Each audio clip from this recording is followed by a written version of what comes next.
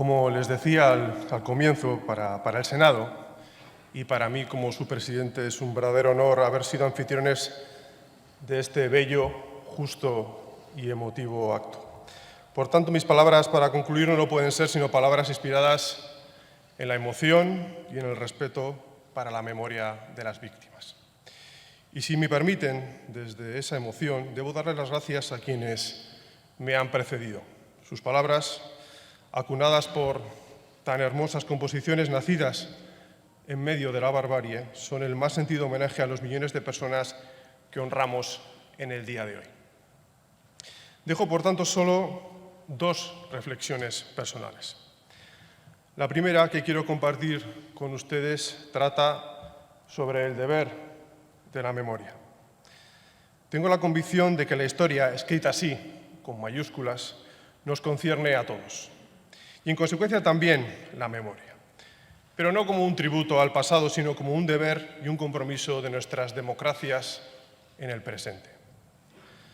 Si Primo Levi escribió entonces y allí, para situar en el tiempo y en el espacio aquella barbarie, nosotros debemos decir ahora y aquí, para afirmar con contundencia nuestro respeto y solidaridad con las víctimas del Holocausto y con todas las víctimas de la sinrazón de los totalitarismos. Porque ahora y aquí, como oscuras brasas, también existen voceros del negacionismo y activistas de la indiferencia. En el pasado también los hubo. Cuando leo a Primo Levi o a otros supervivientes de los campos, me pregunto, ¿por qué las naciones europeas tardaron tanto tiempo en escucharlos? ¿Por qué su relato y su voz fue tan inaudible en los primeros años después de la caída del nazismo? Europa, en su momento, se resistió a contar el alcance real y terrible de la barbarie contra una parte de sus ciudadanos. Era más conveniente hablar casi únicamente de las persecuciones políticas y de la resistencia. Levi lo vivió en Italia, otros en Francia o en la propia Alemania. El lavado de cara moral consistía en alabar la propia resistencia nacional, pero no a la mayoría de las víctimas. No a los judíos ni a los gitanos, no a los homosexuales, tampoco a los republicanos españoles. De ahí la verdadera importancia y el alcance moral a reivindicar la memoria de todas las víctimas. Afortunadamente, con los años conseguimos enterrar el silencio y conquistar la palabra. Con el paso del tiempo, algunas personas encontraron su propia voz, la entonación justa, el léxico más acertado para relatar ese genocidio. Pasamos de la invisibilidad a la presencia de los supervivientes. Y todo ello fue gracias a la lucha de miles de ciudadanos y ciudadanos supervivientes y de organizaciones e instituciones como las que hoy nos acompañan.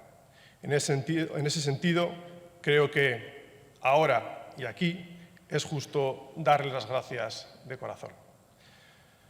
Hoy sabemos que la historia de Europa está repleta de malos y de buenos comportamientos. Los europeos hemos dado los mejores y los peores ejemplos. Pero no digo esto para fustigarnos, sino para recordarnos que incluso cuando creemos que nuestras democracias son sólidas, el negacionismo y la reacción acechan. Hoy también. Así que, siguiendo al poeta León Felipe, os recuerdo lo siguiente. A veces, los gritos de angustia del hombre los han ahogado con cuentos. El llanto del hombre lo han taponado con cuentos. Y los huesos del hombre los han enterrado con cuentos. El nazismo inventó todos los cuentos para diezmar a un pueblo entero en Europa. Eso que Humberto Eco ha llamado la construcción del enemigo. La segunda y la última reflexión tiene que ver con una elección. Si conocemos la historia, podemos elegir. En cambio, si se nos hurta la memoria, es más probable repetir los mismos errores y tampoco tendremos capacidad de elección. Pero, ¿qué ocurre cuando conocemos la historia y no nos sentimos concernidos. Debemos recordar que cuanto mayor fue la indiferencia entre los ciudadanos de la época, mayor fue el dominio del terror en Europa. Las víctimas no eligieron serlo. Los verdugos, sí. Y los indiferentes y los conformistas, también. Hoy, nosotros podemos elegir entre ser simples observadores o activistas de la memoria. No necesitamos recitar el famoso poema de Martin Niemöller, antes atribuido a Bertolt Brecht, para saber que el terror no se detiene. Como un tsunami de destrucción, siempre llega a todas partes. El negacionismo se alimenta de la desmemoria, del conformismo, de la indiferencia y de la ignorancia. Sucede así con aquellos que adoptan la consigna de que hay que olvidar el pasado para mirar adelante. Pero tener memoria es importante. Por ejemplo, en España no deberíamos olvidar que el franquismo cerró las fronteras a los refugiados judíos, ni tampoco que los que consiguieron entrar fueron internados en campos como el de Miranda de Ebro, en mi provincia de Burgos. Tampoco debiéramos olvidar que más de 8.000 republicanos españoles fueron deportados a diversos campos de concentración en Alemania y en otros países de Europa. Más de la mitad no sobrevivió al horror nazi. Lo único que debiera avergonzarnos hoy es olvidarlo.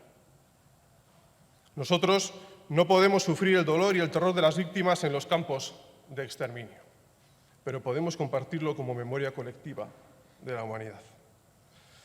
A las víctimas se les intentó robar su dignidad, se les quiso reducir hasta destrozar la esencia última de su espíritu humano, se les ofendió hasta el hastío, se las hizo invisibles, simbólica y realmente. Y por esa misma razón no podemos permitir que desaparezcan para la historia. Recordarlas, reivindicarlas, nos permite rendir homenaje a esa dignidad suya, pero también nos hace dignos de formar parte de la humanidad y nos ayuda a prevenir horrores futuros. Que el dolor compartido nos haga fuertes para proteger la democracia. Que la náusea nos impulse a la acción. Que la lágrima nos eleve al compromiso. Que la memoria nos libere y que la solidaridad nos hermane. Afortunadamente, España no solo es un país mejor, sino infinitamente mejor que hace 8 décadas. Europa también. Hoy tenemos memoria. Ahora y aquí somos mejores.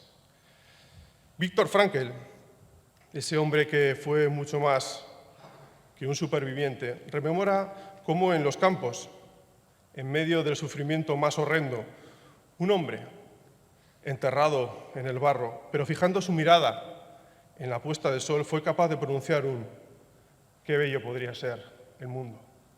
Hoy, felizmente, y amparados en la luz de estas velas que representan la memoria de ese hombre, de esa persona y de millones más, podemos decir, lo es. Claro que lo es. Muchas gracias.